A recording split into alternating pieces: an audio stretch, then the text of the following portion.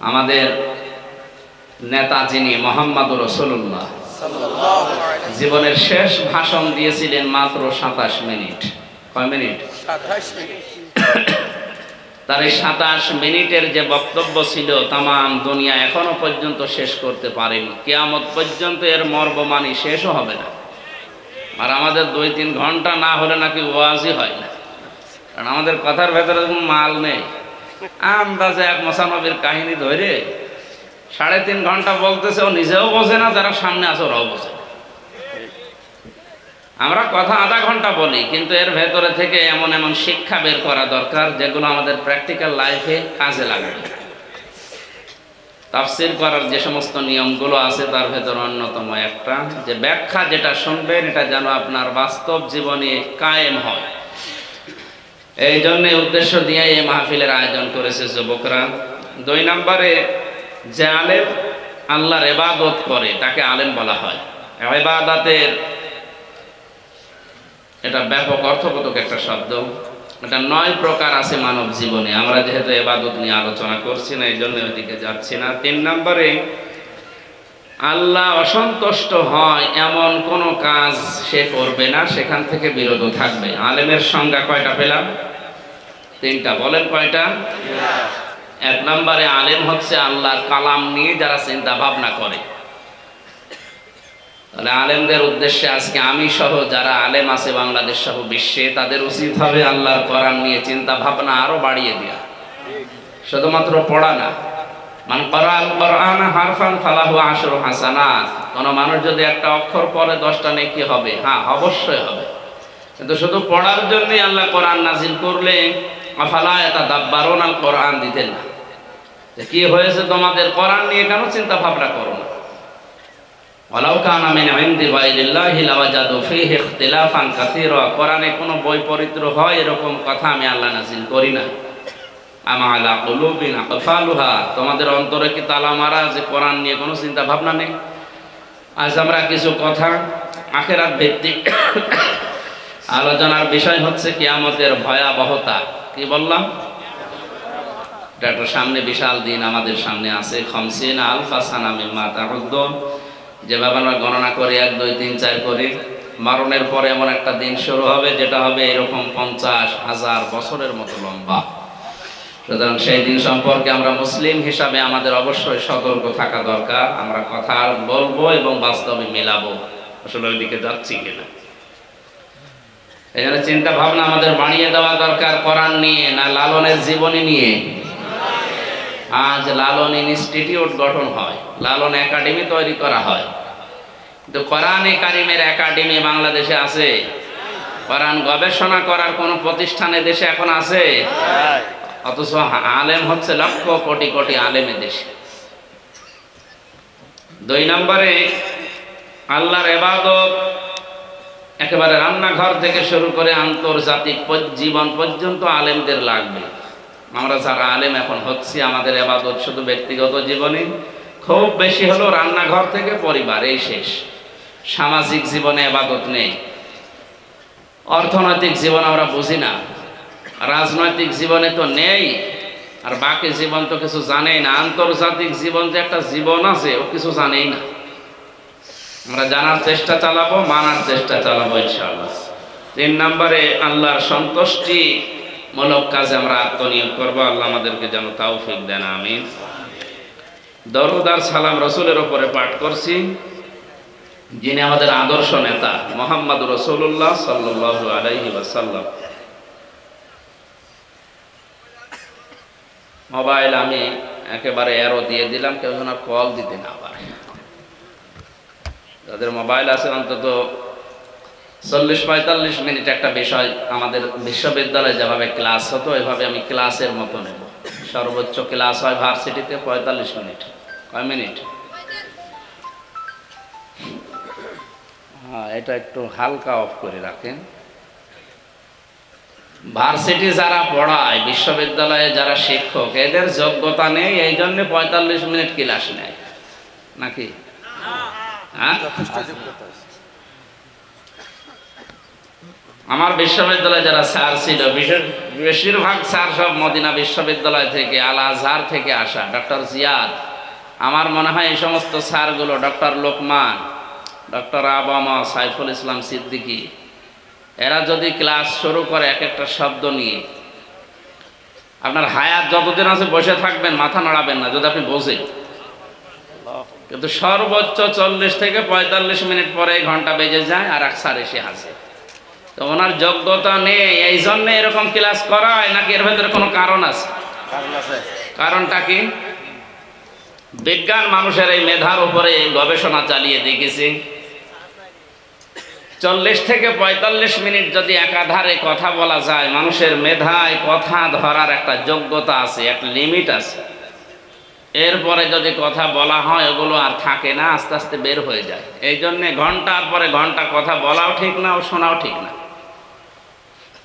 40-45 মিনিটের ভেতরে যদি আপনার মেধা এটা থাকে, আপনি পরবর্তীতে বাস্তবে প্র্যাকটিক্যালে কাজে লাগাতে আপনাকে সাহায্য করবে। তাফসীরুল কোরআন মাহফিল, সিরাতুন নবী মাহফিল, এজন্য নবীজির সম্পর্কে কয়েকটা কথা বলা দরকার। এই পৃথিবীতে একমাত্র, কেবলমাত্র, শুধুমাত্র মানুষের জন্য আদর্শ নেতা হিসাবে যাকে আল্লাহ ডাক দিয়েছেন তার নাম মুহাম্মদ সাল্লাল্লাহু আলাইহি ওয়াসাল্লাম। নবীজিকে আল্লাহ 7টা নাম ধরে পড়া কোরআনে ডাক দিয়েছেন। ইয়াসিন, তাহা, মুজাম্মিল, মুদ্দাসসির, মুহাম্মদ, মুহাম্মদ, আব্দুন বা আব্দুল্লাহ। কয়টা? 7টা। কয়টা? 7টা। পড়া কোরআনে 7টা নামে বিশেষ করে নবীজিকে আল্লাহ ডাক দিয়েছেন। হ্যাঁ, নাজিরা ওয়া বাশিরা, মুবাশশিরা ওয়া নাজিরা, সিরাজাম মুনির, এরকম বহু নাম আছে। বিশেষত এই 7টার ভেতরে উল্লেখযোগ্য হচ্ছে ইয়াসিন। তাফসিরে কাবীর, আল্লামা ফখরুদ্দীন রাজি রহমাতুল্লাহ আলাইহি বিশাল তাফসিরে সূরা ইয়াসিন ব্যাখ্যা দিতে গিয়ে জানিয়েছেন, ইয়া মানে হে, সিন মানে সাইয়্যিদ। সিন মানে সাইয়্যিদের বাংলা অর্থ হচ্ছে নেতা। বাংলা অর্থ কি? আল্লাহ পাক ঘোষণা দিয়েছেন একজন মানুষকেই নেতা বলে, তার নাম মুহাম্মদ সাল্লাল্লাহু আলাইহি সাল্লাম। আল্লাহ রাব্বুল আলামিন জানিয়েছেন ইয়াসিন, হে নেতা। হে বলেন না কেন? দুনিয়ার এমন কোন নেতা নেই যে নেতার জীবন সম্পর্কে তার কর্মীরা পরিষ্কার ধারণা রাখে। আপনি পারবেন না চেষ্টা করলেও। এদেশে এমন এমন নেতা আছে যাদের পেছনে আমরা ঘুরি, তাদের যুবক বয়সে কি হয়েছে, এর আগে তারা কি করেছে, এটা আমরা অনেকেই জানি। বলেন না কেন? সে যে দলের লোকই হোক, এই একজন শুধু মানুষ যার সম্পর্কে আল্লাহ কোরআনে কারিমে আয়াত নাযিল করে জানিয়েছেন, ওয়া ইন্নাকা লাআলা খুলুকিন আযীম। হে নবী, আপনি মহান চরিত্রের উপরে প্রতিষ্ঠিত। আযীম শব্দ আল্লাহ দুনিয়ায় কারো নামের আগে পড়ে দেন। হযরতে ঈসা, ইসমাইল নবী আলাইহিস সালামকে আল্লাহ একবার ডাক দিয়েছিলেন গোলামিন হালিম, আমার ধৈর্যশীল বান্দা। ইসহাক নবীকে আল্লাহ একবার ডাক দিয়েছিলেন গোলামিন হালিম, আমার জ্ঞানী বান্দা। আর বিশ্ব নবীকে আল্লাহ এমন নাম দিয়েছেন খুলুকিন আযীম, আমার মহান বান্দা। এত বড় বিশাল চরিত্র তাকে দিয়েছি, কিয়ামত পর্যন্ত মানুষ শুধু অনুসরণই করবে, এর কুল কিনারা পাবে না। কোন চওড়া জিনিস যদি কেউ মাপতে চায়, কোন গভীর জিনিস যদি কেউ মাপতে চায়, প্রত্যেকটি মাপার আলাদা আলাদা যন্ত্র আছে। নবীজির চরিত্র আল্লাহ এমন পুত পবিত্র মহান বলে ঘোষণা দিয়েছেন আযীম দিয়ে, কিয়ামত পর্যন্ত দুনিয়ার সব মানুষ মিলে যদি গবেষণা করে, নবীর চরিত্রের কুল কিনারা পাওয়া যাবে না। এখানে আমি সহ যত মানুষ আছি, একজনও বুকে হাত দিয়ে বলতে পারা সম্ভব না যে আমার বন্ধুরা, হে আমার স্ত্রীরা, দিনের বেলায় রাতের আধারে যা চলতে ফেলতে আমার ভেতরে দোষ ত্রুটি দেখতে পাও, এগুলো সব মানুষের কাছে খুলে খুলে বলে দাও। পারবে বলতে? কেউ পারবে না। অথচ বিশ্বনবী কথাটাই বেশি বলতেন, হে আমার সাথীরা, হে আমার স্ত্রীরা, হে আমার উম্মতেরা, আমার সাথে চলতে ফিরতে দিনের আলোতে রাতের আধারে যত দোষ ত্রুটি দেখতে পাও সব মানুষের কাছে খুলে খুলে বলে দাও। এই নবীকে আল্লাহ ইয়াসিন বলে ডাক দেওয়ার কারণ হচ্ছে, সিন মানে সাজ্জিদুল আলামিন, সিন মানে সাজ্জিদুল বাশার, সিন মানে সাজ্জিদুল কাউনাইন, সিন মানে সাজ্জিদুল আম্বিয়া, সিন মানে সাজ্জিদুল মুরসালিন। জোরে বলেন আল্লাহু আকবার। সুতরাং সিরাত, বিশ্বনবীর বিশাল সিরাত যেটা পড়ে আছে, তার 1 থেকে 63 বছরের এই জীবন পুরাটাই আমাদের জন্য শিক্ষা। বিশেষ করে 40 থেকে 63, এই 23 বছর কোনো মানুষ যদি অস্বীকার করে, না মানে, গোপন করে রাখে, ও সঙ্গে সঙ্গে কাফের হয়ে যাবে। নবীজির এই 63 বছরের 23 বছর নবুয়তের জিন্দেগি মাস্ট বি, আমাকে মানায় লাগবে। কারণ তিনি 1 থেকে 40 বছর পর্যন্ত মোহাম্মদ ইবনে আব্দুল্লাহ ছিলেন, এতটুকুই তার পরিচয় ছিল পুরা আরব জাহানে। খুব বেশি হলেও মানুষ তাকে আল আমিন আস-সাদিক বলে ডাকতো। কিন্তু 40 বছরে যখন কোরআনে কারীম পেয়েছেন, ওই দিন থেকে কিয়ামত পর্যন্ত দুনিয়ার মোহাম্মদ ইবনে আব্দুল্লাহ শুধু না, তিনি হয়ে গেছেন রাসূলুল্লাহ। কোরআনে কারীম জানিয়েছে মুহাম্মাদুর রাসূলুল্লাহ। হে নবী, দুনিয়ার কেউ যদি আপনাকে স্বীকার না করে, আমি আল্লাহ নিজে বলে দিলাম আপনি আমার রাসূল। কয় বছর বয়সে বলেছিলেন? বলেন না কেন? বলেন বলেন। বাংলাদেশ সহ তামাম দুনিয়ায় আজ যারা নবীওয়ালা কাজ করছি বলে দাবি করছেন, আপনি নবীওয়ালা কাজ করছেন না, আপনি করছেন মুহাম্মদ ইবনে আব্দুল্লাহর কাজ। কারণ তিনি ভালো ভালো কাজের আঞ্জাম 1 থেকে 40 বছর বয়স পর্যন্ত বিভিন্ন জায়গায় দিয়েছিলেন। পুরা আরব জাহানে ওই সময়ে তার জীবনে কোনো শত্রু আছে বলে আমি সিরাত গ্রন্থে পাইনি। 13টা কিতাব এখন প্রায় নবীজির জীবনের উপরে উল্লেখযোগ্য চলছে। তার ভেতরে রাহিকুল মাকতুম, এটা বিশ্ববিখ্যাত। সিরাত ইবনে হিশাম, সিরাত বিশ্বকোষ, নবী রহমত, মানবতার বন্ধু, এরকম 13টা কিতাব আমি ভার্সিটি থাকাকালীন শেষ করে দেখেছি। যতটুকু আমি কোনোদিন নবীজির 1 থেকে 40 বছরে নবীর শত্রু আছে আমি পাইনি। কিন্তু 40 থেকে 63, এই 23 বছরে তার শুধু শত্রু না, তাকে 82 বার ডাইরেক্ট হত্যা করার জন্য ইহুদিরা চেষ্টা চালিয়েছিল। মানুষ তো একই। এতদিন পর্যন্ত যে কাজগুলো করেছিলেন মন মস্তিষ্কের গড়া চিন্তা ভাবনা নিয়ে, 40 বছর থেকে 63, এই 23 বছরে আর নিজের মন মতো কোনো কথা বলেননি, মন মতো কোনো কাজ করেননি।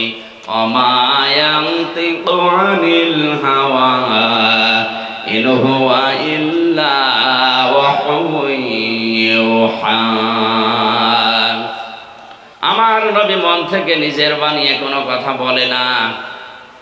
নবী যেটা বলে সেটা ওহী। আমি যেটা নবীকে জিবরাইল দিয়ে বলতে বলি ওইটাই বলেন। এখানে আলেম যারা আছে তাদেরকে আবার বলছে, কোরআনে কারীমের সূরা হাক্কাতের ভেতরে আল্লাহ রাব্বুল আলামিন জানিয়েছেন, আমার নবী যদি মন থেকে বানিয়ে বানিয়ে কোনো কথা বলতো, আর যত জনগণের কাছে বলতো যে এইটাও আল্লাহ বলেছে, আমার নবীর ডান হাত আমি চেপে ধরতাম, কণ্ঠনালী কেটে ফেলে দিতাম। এমন কথা কোরআনে আছে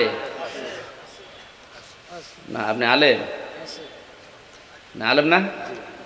এ কথা আছে কোরআনে? না না, নেই। কথা এইভাবে নেই। আমরা এইভাবে সিলেবাস ভুক্ত আলেম যারা যেভাবে পড়েছি এইভাবে নেই। আয়াতটা বলেন তো দেখি। এই জন্য বলছে আলেম যারা আছে তাদেরকে এই কথাটা বলছি, ওয়ালাউ তাকাওয়ালা আলাইনা বা'দাল আকাবিল লাআখাযনা মিনহু বিল-ইয়ামিন সুম্মা লাকাতা'না মিনহুল ওয়াতিন। জন্মের পর থেকে একটা আমিও শুনেছি, পড়েছি, চিন্তা ভাবনা করার নিয়ত, গবেষণা করার মন মানসিকতা আমারও ছিল না। এরা এই জন্য এদের আমি আসতে মানা করি। আনকানসাল নাকি সব আলেমরা পর্যন্ত বুঝতে পারছে না শব্দটা, আর আপনি কথা বলছেন মানে কিসের প্রজেক্টর? মাত্র 40 থেকে 45 মিনিট সময় নিয়েছে, আর দিন 3বার ডিস্টার্ব করে।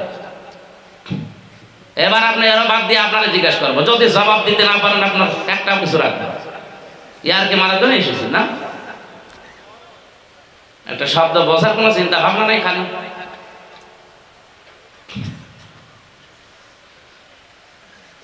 চাকরিয়াবাসী খুব খেয়াল করে শুনবেন। এই হাদিসটা আমি বহুবার বলেছি, কোরআনের কোন শব্দ নিয়ে কেউ যদি চিন্তা ভাবনা করে ও যদি নাও বোঝে, তাও 500 রাকাত নফল নামাজে সওয়াব হয়। এমনি এমনি আল্লাহ দিয়ে দেবে না। আমিও সিলেবাস ভুক্ত আলেম শেষ করেছি, ওনারাও দেখে বলতে পারছি না, ভুল বলছে। আমি ওইভাবে বলতাম, আমি ওই জায়গায় বসলাম ওইটাই বলতাম।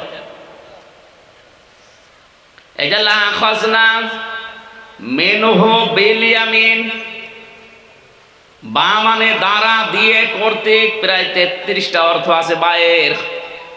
আল্লাহ তাআলা নিজে ধরতেন নবীজিকে তার ডান হাত দিয়ে। আল্লাহ তাআলা এখানে বিল-ইয়ামিন দিয়েছেন, বিশিমাল দেননি, যে আমি বাম হাত দিয়ে ধরতাম। আমরা শব্দ কি বলেছি বলেন তো? কোরআনের ভেতরে আল্লাহ পাক যা দিয়েছেন, নবী যদি কোনো কথা বানিয়ে কোরআনের নামে চালিয়ে দিত যে এইটাও আল্লাহ বলেছেন, তাহলে নবীজির ডান হাত আমি চেপে ধরতাম, কণ্ঠনালী কেটে ফেলতাম। এই কথা আমরা সবাই জানি যে এটা আছে। অথচ নবীজির ডান হাত আল্লাহ চেপে ধরতেন না। মিনহু বিল-ইয়ামিন, আল্লাহ তাআলা নিজে তার ডান হাত দিয়ে নবীজিকে চেপে ধরতেন, বাম হাত দিয়ে ধরতেন। এই কথা নেই কেন? আমি আবার বলছি, আমি নবীজির ডান হাত চেপে ধরতাম, কণ্ঠনালী কেটে ফেলতাম। এই কথাটা সঠিক হচ্ছে না, আংশিক সঠিক হয়। ফুল সঠিক হবে, সম্পূর্ণ হবে তখন আমি আল্লাহ নিজে আমার ডান হাত দিয়ে নবীজিকে চেপে ধরতাম। এখন আমরা প্রশ্ন, আল্লাহর ডান হাতে শক্তি বেশি না বাম হাতে? অবশ্য বাম হাতে। ডান হাতে আল্লাহর বাম হাতে থাপ্পড় খেয়েছিল। কোন হাতে শক্তি বেশি বলেন তো? 2 হাতে। তাহলে আজটাকে ভুল না? ইয়ামিন না দিয়ে, শিমাল না দিয়ে ইয়ামিন দিয়েছেন। এই কারণে আমরা সচরাচর যেটা দেখলে বুঝি আল্লাহ ওই উদাহরণ কোরআনে দিয়েছেন। এমন এমন উদাহরণ যদি আল্লাহ দেয় যেটা আমাদের মাথায় ধরে না, বুঝবো আমরা। আমাদের সম্পর্ক আছে, জীবনের যে সম্পর্ক, এটা সময়ের সাথে। কিসের সাথে? আমাদের জীবনের সম্পর্ক আবার বলছি কিসের সাথে? সময় আছে, হামজা আছে। সময় নেই, হামজা থাকবে? আমার জীবনের সময় যদি শেষ হয়ে যায়, কালকে আমাকে আর কেউ হামজা বলবে না, বলবে মরহুম। কথা বলে না কেন? কারণ আমার জীবনের সবচাইতে আসল জিনিসের নাম কি? সময়। বলেন বলেন। জীবনের সম্পর্ক যেহেতু সময়ের সাথে, এই জন্য আল্লাহ আমাদের জীবন সংক্রান্ত যত কথা কোরআনে দিয়েছেন, সব জায়গায় কসম হচ্ছে সময়ের। ওয়াল আসরি ইন্নাল ইনসানা লাফি খুস। আল্লাহ বলেন সময়ের কসম। কিসের? বলেন বলেন। যেহেতু সময় সম্পর্কে বললে আমরা সবাই বুঝি, এই কারণে মহান আল্লাহ সময়ের গিয়ে ওই বরফ টাকা দিয়ে কিনে নিয়ে যায়, আর একই কথা বলে যার পুঁজি গলে যায় তার উপরে রহম করো। চিন্তা করেন, পুঁজি আবার গলে কি করে? পুঁজি কি গলে যায়? কাছে গিয়ে দেখলেন যে লোকটা চিল্লায়, ও বরফ বিক্রি করছে। রোদের তাপ বাড়ে, সূর্যের আলো বাড়ে, আর বরফ গলে যায়। বরফ গলে গেলে কি হয়? বলেন বলেন। পানি তো যেখানে সেখানে পাওয়া যায়, কেউ আর কিনবে না। এ বরফটা অন্তত যতক্ষণ জমাট বাঁধা আছে ততক্ষণ আপনারা কিনে নিয়ে যান, কারণ আমার পুঁজি এর ভেতর আমি ইনভেস্ট করেছি। ইমাম মালিক চিৎকার মেরে ডাক দিয়ে বলে, আল্লাহর বান্দারা, আমি কিন্তু এই বরফ বিক্রেতার চিৎকারের মাঝখান থেকে আল্লাহর কোরআনের আয়াত খুঁজে ফেলেছি। তার যেমন একটা পুঁজি ছিল খাটিয়েছে বরফের ভেতরে, আমারও একটা পুঁজি আছে, নাম তার হায়াত। নাম কি? আমার এই হায়াতটা আসলে আল্লাহকে দেখানোর মতো হায়াত কিনা, এটা তো গলে শেষ হয়ে যাচ্ছে। দিন যায় আমার হায়াত শেষ হয়ে যায়। আমি বোঝাতে চাচ্ছিলাম মানুষের জীবন সংক্রান্ত সম্পর্কগুলো সব সময়ের সাথে, এই জন্য জীবনের কথা বলতে গিয়ে আল্লাহ কসম দিয়েছেন কিসের? এখানে আল্লাহ আমাদেরকে ডান হাত বাম হাত দিয়ে বুঝিয়েছেন। ডান হাত এই কারণে, কারণ আমরা সচরাচর জানি যে বাম হাতের চাইতে আমাদের অন্তত ডান হাতে শক্তি। আল্লাহ রাব্বুল আলামিন বলেন, ডান হাত দিয়ে আমি আল্লাহ নিজে নবীকে চেপে ধরতাম। আলেমরা এটা সংশোধন করে নেবেন, নবীজির ডান হাত আমি ধরতাম, এটা আংশিক সত্য। আল্লাহ বলেন, আমি আমার ডান হাত দিয়ে নবীজিকে ধরতাম। কেমন ভাবে জানো? এমন শক্তভাবে ধরতাম ডান হাত দিয়ে, যেটা ধরা হয় ওটা ফসকিয়ে যেতে পারে কম। শুধু এতটুকুই না, যে জিহ্বা দিয়ে কথা বলে ওই জিহ্বা আমি আল্লাহ কেটে ফেলে দিতাম। ফামা মিনকুম মিন আহাদিন আনহু হাজিজিন। আর এই ব্যাপারে নিষেধ করার মতো ক্ষমতা কারো ছিল না। এখানে আমি যেটা নিয়ে এসেছি,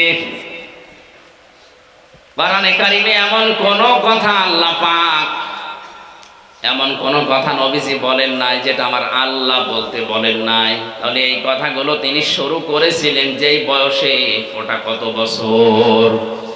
সবাই বলেন 40 থেকে 63। এই 23 বছরের কর্মপদ্ধতি যাদের জীবনের সাথে পৃথিবীতে মিলবে, ওইটাই নবীওয়ালা কাজ।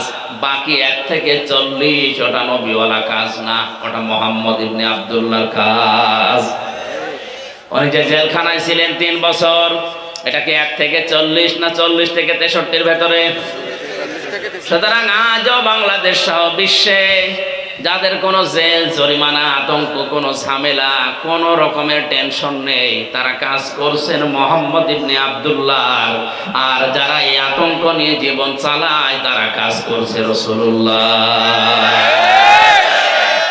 সিরাতুন নবী লিখে দিয়েছিলেন, এইটা আসল সিরাত। আমি কি কথা বোঝাতে পারিনি? চট্টগ্রাম বিভাগ এটা। এই এলাকায় বেশিরভাগ মানুষ আমরা জানি বা দেখি, যেটা বাস্তবে এরা মিলাদুন নবী নিয়ে খুব আনন্দে আছে। নবীজির মিলাদ নিয়ে, জন্ম নিয়ে যারা আনন্দ করেছে, আপনি তাকান, তারা জাহান্নামে গেছে। নবীজির আপন চাচা আবু লাহাব আর আবু তালেব, এ 2 জনে জন্মের সময় খুশি ছিল।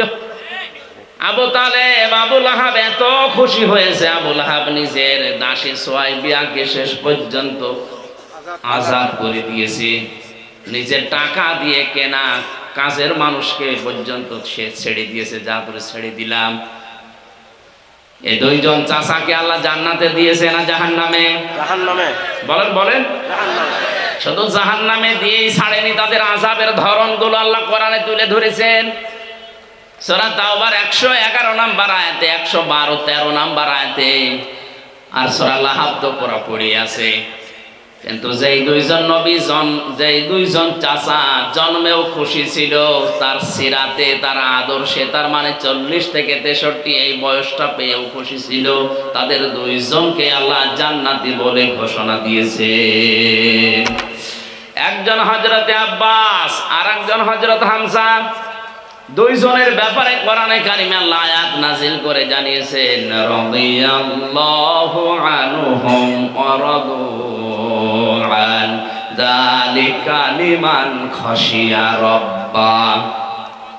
আল্লাহ পাক বলেন, আমি তাদের উপরে রাজি হয়ে গেছি, যেমন তারা আমার উপরে রাজি ছিল। চকরিয়াবাসী মেজা মগজ যদি মাথায় থাকে চিন্তা করেন শুধুমাত্র মিলাদ নিয়ে জন্ম নিয়ে আনন্দ করে বসে থাকলে হবে না, আমাদের আনন্দ করা লাগবে নবীর সিরাত মানার মাধ্যমে। সূরা ইউনূসের ৫৮ নম্বর আয়াতটা আল্লাহ নাযিল করলেন, কুল বিফাদলিল্লাহি ওয়া বিরাহমাতিহি ফাবিযালিকা ফালইফরাহু হুয়া খায়রুম মিম্মা ইয়াজমাউন। নবী আপনি বলুন, তাম দুনিয়ার মানুষ যে যা পেয়ে আনন্দ করছে করুক, তোমরা আনন্দ করবে আমি নবীর জীবনী নিয়ে। তার মানে আমার আদর্শ যেটা আছে এই আদর্শ পেয়ে যারা খুশি, এগুলো মানতে পারে যারা, তারা যেন আনন্দ করে। হুয়া খায়রুম মিম্মা ইয়াজমাউন, তামাম দুনিয়া যা পেয়েছে তার তুলনায় আমার আদর্শটা উত্তম। জোরে বলেন সুবহানাল্লাহ। নবীর এই 63 বছরের বিশেষ করে নবুয়তের জিন্দেগি 23 বছর আমাদের পুঙ্খানুপুঙ্খানু অনুসরণ করার তৌফিক কামনা করছি, আমিন। কোরআনে কারিমের সূরা বাকারা 181 নম্বর আয়াতটা আমরা পড়েছি। 3টা ভাগ আছে আয়াতের ভেতরে, আমরা আলোচনা তাফসীর আকারে করব ইনশাআল্লাহ। জবান খুলে পড়েন, আউযু বিল্লাহি মিনাশ শাইতানির রাজীম, বিসমিল্লাহির রহমানির রহিম।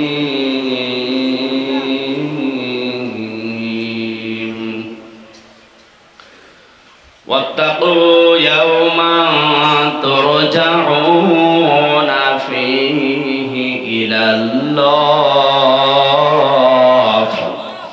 সুম্মা তুওয়াফফা কুল্লু নাফসিন মা কাসাবাত ওয়া হুম লা ইউযলামুন।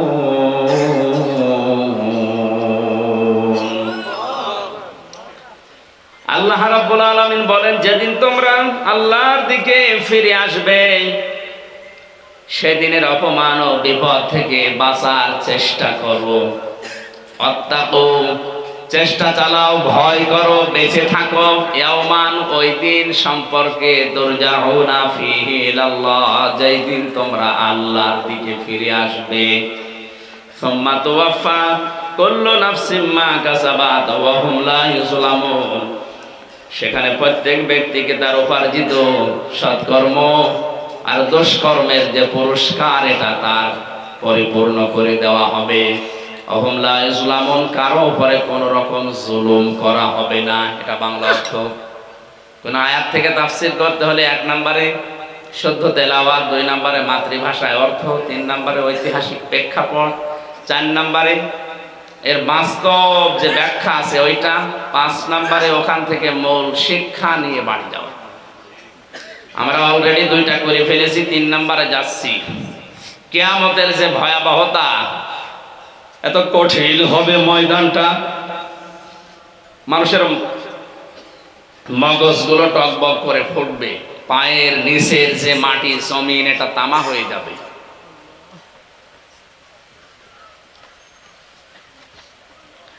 আল্লাহ রাব্বুল আলামিন সূরা মুজাম্মিলের ভেতরে জানিয়েছেন, কিয়ামতে এমন কঠিন অবস্থা আমি তৈরি করব, যুবক মানুষ ভীত হয়ে যাবে। কক্সবাজারবাসী একটা যুবক মানুষ মুহূর্তে, সেকেন্ডের ভেতরে কিভাবে বিদ্ধ হয়ে যায়, কত রকমের কঠিন দৃশ্য দেখলে অবস্থা ভয়াবহ হলে আপনি বলেন। শুধু এতটুকু আল্লাহ বলেননি, ইয়াউমা তারাউনাহা তাযহালু কুল্লু মুরদিআতিন আম্মা আরদাআত ওয়া তাদউ কুল্লু যাতি হামলিন হামলাহা ওয়া তারান নাসা সুকারা ওয়া মা হুম বিসুকারা ওয়ালাকিন্না আযাবাল্লাহি শাদীদ। আল্লাহ পাক বলেন, হে নবী আপনি সেদিন দেখতে পাবেন এমন কঠিন অবস্থা আমি বানাবো। মায়ের পেটে যদি সন্তান থাকে লজ্জায় স্থান লাগবে না, পেট ফেটে সন্তান বের হয়ে যাবে। মানুষেরা পাগলের মতো দৌড়াবে, মানুষ মনে করবে পাগল হয়ে গেছে। অথচ এরা পাগল হয়নি, আল্লাহর আযাবের কারণে এরকম করছে। দোলের বাচ্চার কথা মা ভুলে যাবে, সন্তান বের হওয়ার জন্য মানুষের আর লজ্জার স্থান লাগবে না, পেট ফেটে হঠাৎ বের হয়ে পড়বে।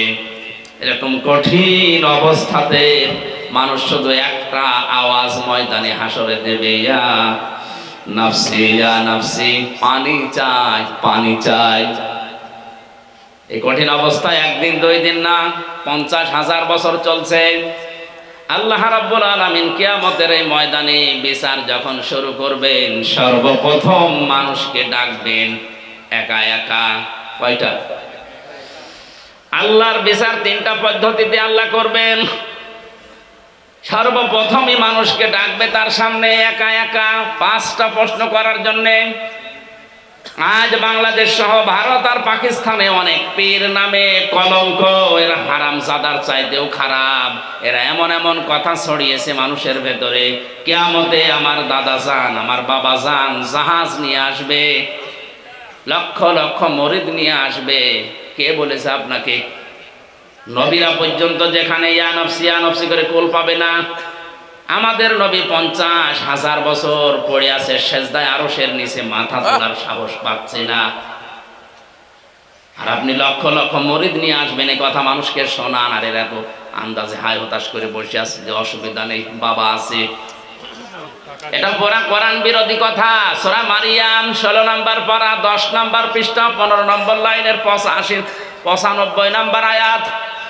وَكُلُّهُمْ آتِيهِ يَوْمَ الْقِيَامَةِ فَرْدًا। কিয়ামতের দিন প্রতিটি মানুষকে আল্লাহ তার নিজের কাছে ডাকবেন স্রেফ একা একা। কয়জন করে? বলেন বলেন, একা একা। সুতরাং এটা যারা ছড়িয়েছে এক এক পীর 40,000 80,000 মরিদ নিয়ে আসবে, এটা সত্য কথা না মিথ্যা কথা? ওরা বানোয়াট মিথ্যা কথা, এটা সম্পূর্ণ মিথ্যা। কেউ যদি বলে যে কিয়ামতে আল্লাহর গাউস আল্লাহর কুতুবেরা জাহাজ নিয়ে আসবে, জাহাজ চলবে কি করে? ওটা তো তামার ময়দান, পানি পাবেন কোথায়? আন্দাজে এক কথা বলে দেয়, আর মানুষও মনে করে না হতেও পারে। আরে কোরআন বলছে মানুষ একা একা আসবে, আপনি কোথায় পেয়েছেন কিয়ামতে কোটি কোটি মানুষ এক জায়গায় হয়ে আপনার আল্লাহর কাছে দাঁড়াবে? প্রত্যেকটি মানুষ বিচারের জন্য যাবে কয়জন করি? একা একা। দ্বিতীয় সিস্টেমে যাবে এবার আর একা না, এবার ইয়াউমা নাদউ কুল্লা উনাসিম বিইমামিহিম, প্রতিটি মানুষকে এবার আল্লাহ ডাকবেন তার নেতার সাথে, তার অভিভাবকের সাথে। যার নেতৃত্ব মেলে দুনিয়ায় চলতো, যার আদর্শ মেনে চলতো, আগে ওই লোকটাকে ডাকবে, এরপরে ডাকবে ওই কর্মীকে। চকরিয়াবাসী কোরআনের হাত দিয়ে সত্যি কথা বলছি, আপনি বুকে হাত দিয়ে বলেন, যার পেছনে চলেন এই লোকটা যদি কিয়ামতে আপনার সামনে দাঁড়ায়, আল্লাহ যদি ওর দিকে তাকায়, আল্লাহর এমনিতে রাগ হয়ে যাবে। কারণ ওর পুরা শরীরের ভেতরে ইসলাম নেই। ওই এমন জীবন বানিয়েছে রাত 12টার পরে ঠিক মতো পা পড়ে না মাটিতে, তাল গাছ ধাক্কা দিয়ে বলে বরবাদ সাইড দে। এরকম মানুষ দেশ নেই? আপনি তার পেছনে স্লোগান দিয়েছেন, তার চরিত্র ফুলের মতো পবিত্র বলেছেন, কিয়ামতে ওই লোকটা আগে আসবে, এরপরে আপনি যাবেন তার পেছনে। তো ওরে দেখেই তো আল্লাহর রাগ হয়ে যাবে আগেই, তা আপনার দিকে তাকাবে কি? বলে তোর নেতাই যদি এরকম হয় তুই 3 নাম্বার। দ্বিতীয় নম্বর, এবার আর আল্লাহ একা না, পদ্ধতি হচ্ছে সবাইকে মাহশারে হাজির করে আল্লাহ বিচার আরম্ভ করবে। তাহলে পদ্ধতি কয়টা বললাম? 3টা। সর্বপ্রথম পদ্ধতি কি? কোটি কোটি মানুষ একবারে আসবে, একা একা। কোন পীরের সাথে মানুষ থাকবে না। কয়জন করে যাবে? একজন একজন। কোন সূরা এটা? মারিয়াম। বলেন মারিয়াম। মারিয়াম 16 নম্বর পারা 10 নম্বর পৃষ্ঠা 15 নম্বর লাইনের 95 নম্বর আয়াত। যত তাফসীর বাংলাদেশে আছে দেখেন, প্রত্যেক তাফসীরের ব্যাখ্যা এটাই আছে।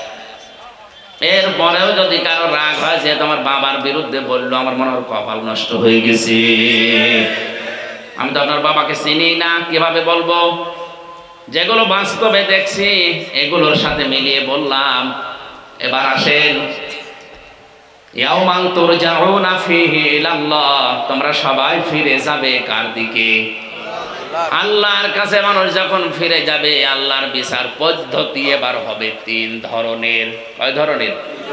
আল্লাহর বিচার পদ্ধতিতে প্রথম বিচারে আল্লাহ অবিচার করবে না, করে না। এই কথা বলেন বলেন, আল্লাহ অবিচার, আল্লাহ অবিচার। দ্বিতীয় নম্বরে আমার আল্লাহ পাক ন্যায় বিচার যদি করে কেউ বাঁচবে না।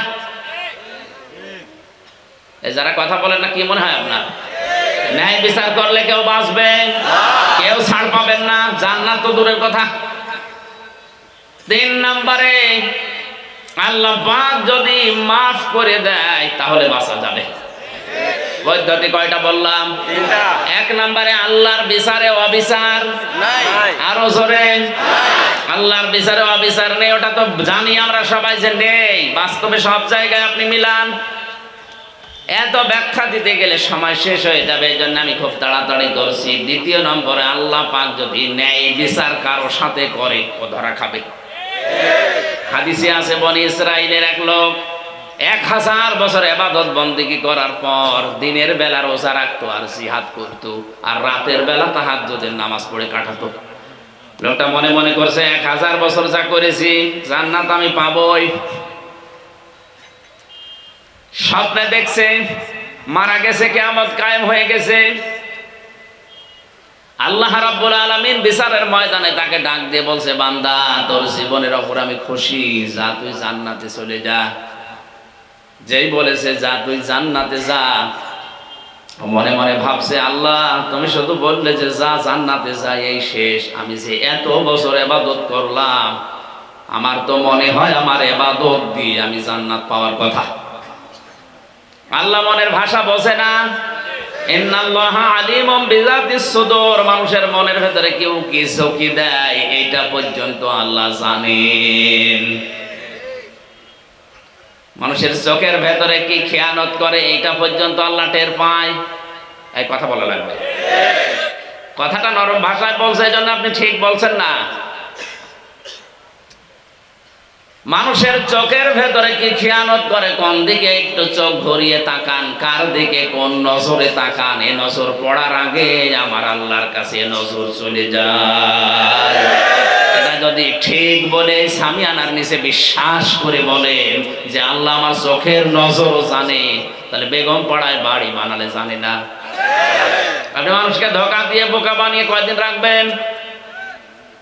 অনেক জায়গায় গেলে বলে হুজুর মাটির নিচের ওয়াজ করেন, ওপরে যা হচ্ছে সেটা বলার দরকার নেই।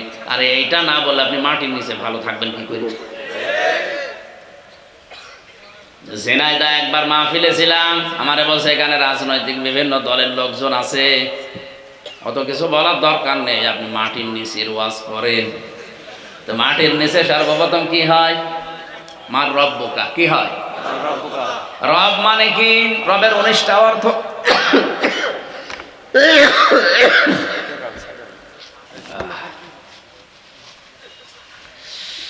19টা অর্থ পেয়েছি আমি রবের। সামারাইজ করে 5টা বলছি। 1 নম্বরে রব মানে আইন দাতা। কি? এখন যদি মারা যান, কবরে যদি ফেরেশতা জিজ্ঞাসা করে মার রব্বুকা, আপনি বাঙালি একবারই তো বলে ফেলবেন আমার রবকে জানো না? আল্লাহ। ফেরেশতা অত বোকা না, ডাক দিয়ে বলবে আল্লাহর বান্দা, বাংলাদেশে বাড়ি, একবারে রব আল্লাহ বলে ফেললে তোমার দেশে আল্লাহর আইন কয়টা ছিল বলো দেখি? এই কোরআনে শরীয়তের বিধান আছে 500 আইন। কয়টা? আরো জোরে বলেন। একটাও আমাদের দেশে চলে না। আপনি কি করে বলবেন যে রব্বি আল্লাহ? প্রথমেই ধরা খাওয়া লাগবে। দ্বিতীয় নম্বর তো আরো কঠিন, আর 3 নাম্বারটা আরো কঠিন। তাড়াতাড়ি উনি এসে বলছে হুজুর মাটির নিচের ওয়াজ দরকার নেই, উপরের ওয়াজ করে। উপরের ওয়াজ কি? উপরে গেলে তো আরো ঝামেলা। যেখানে নিয়ে যাবেন ওই জায়গায় ঝামেলা হবে। আপনি যদি আমার হাসরের ময়দানে না পুলসিরাতের ঘাটে নিয়ে যান, ওইটা আরেক ঝামেলা। পুলসিরাতের আয়াত আছে 71-72 নাম্বার আয়াত সূরা মরিয়মের বিস্তারিত ব্যাখ্যা যদি কোনোদিন আসি। এদিকে আমার মনে হয় যে 6 রমজান একটা মাহফিল আছে চকরিয়া বাজারে, এখানে যদি আসি, এখনো দাওয়াতটা আমি কনফার্ম করি না, আসলে পুলসিরাতের উপরে আমি কথা বলবো। অনেক মানুষের ভুল ধারণা আছে এই পুলসিরাত নিয়ে, আমি ক্লিয়ার করবো। 1 ঘন্টা কথা যদি ওখানে বলি ইনশাআল্লাহ দেখবেন। আজকের আয়াতটা শেষ করছি।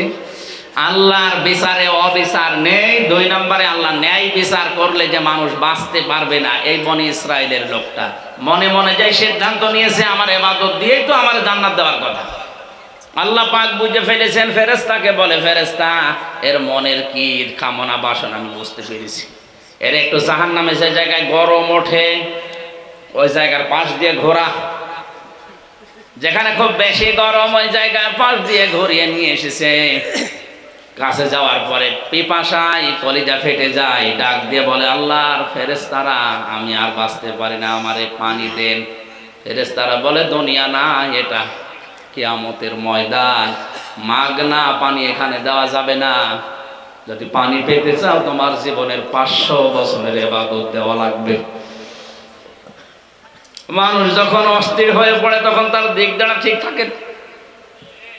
ডাক দিয়ে বলে, আল্লাহর বান্দারা, আল্লাহর ফেরেশতারা আমি কি করব, নেকি দিয়ে আমার জীবনই বাঁচে না। ঠিক আছে দিয়ে দিলাম। আতঙ্কে বলে ফেলেছে। 1 গ্লাস পানি যখন ভেতরে ঢুকিয়েছে, পানি ভেতরে গেলে কিসের চাপ দেয়? প্রসাবে। কিসের? এবার প্রসাব যখন লেগেছে বলছে ফেরেশতারা আমার একটু জায়গা করে দাও।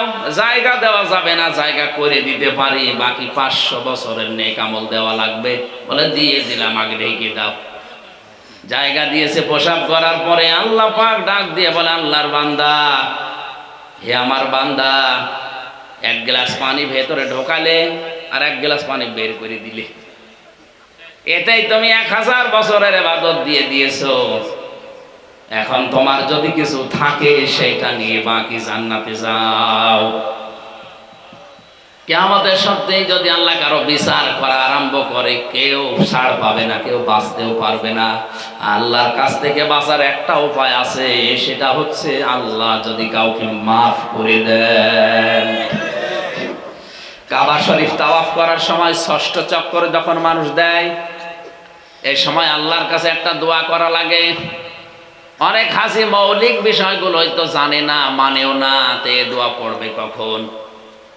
এই দোয়ার ভেতরে বলা হচ্ছে, রব্বুল আলামিন, আমি তোমার বান্দা, তুমি আমার মালিক। তোমার ঘরের সামনে এসে আমার এটা মনে হচ্ছে যে আমি যা যা তোমার কাছে পাবো তুমি সব আমাকে দিয়েছো। আমি নেই থেকে হামজা হয়েছি। আমার ছেলে মেয়ে, স্ত্রী, পুত্র, বাবা মা, আত্মীয় স্বজন, ধন সম্পদ, বিশাল নাম কাম সব হয়েছে। আমার যা যা পাওনা ছিল তুমি সব দিয়েছো, কিন্তু তুমি আমার কাছে যেটা পাবে বান্দা হিসাবে আমি তো কিছুই দিতে পারি না। আমার একটা পুঁজি আছে, আল্লাহ তুমি আমারে মাফ করে দাও। এই জন্য কিয়ামতের ময়দানে আল্লাহর অবিচার, এই জবাব দেন না কেন? সবাই বলেন আল্লাহর অবিচার। আল্লাহ ন্যায় বিচার করলে কেউ বাঁচবে? আল্লাহ কি করবে? ক্ষমা। বলেন বলেন, যদি ক্ষমা করে দেয় তাহলে বাঁচা যাবে। আল্লাহ ওই কঠিন দিন সম্পর্কে বলেন, এমন মানুষও আসবে অপমান হয়ে, এমন মানুষ আসবে সম্মান নিয়ে। কারো মুখমণ্ডল উজ্জ্বল হবে, কারো হবে কালো। এই জন্য তোমরা ভয় করো ওই দিবসকে। এই ভয়টা আরম্ভ করা লাগবে আমাদের আজকের থেকে না 5 বছর পরে? এই ভয় করা লাগবে সর্বপ্রথম যেই সত্তাকে, ওই সত্তা আমাদের আল্লাহ। ওনাকে যদি ভয় করে জীবন মানুষ আরম্ভ করে, ওর জীবনকে বহু পদে পদে আমার আল্লাহ পরিচ্ছন্ন করে দেবেন। কিয়ামতের ওই কঠিন দিনে ওয়াত্তাকু ইয়াওমাল লা তাজজি কুল্লু নাফসিন আন নাফসিন শাইআ ওয়া লা ইউকবালু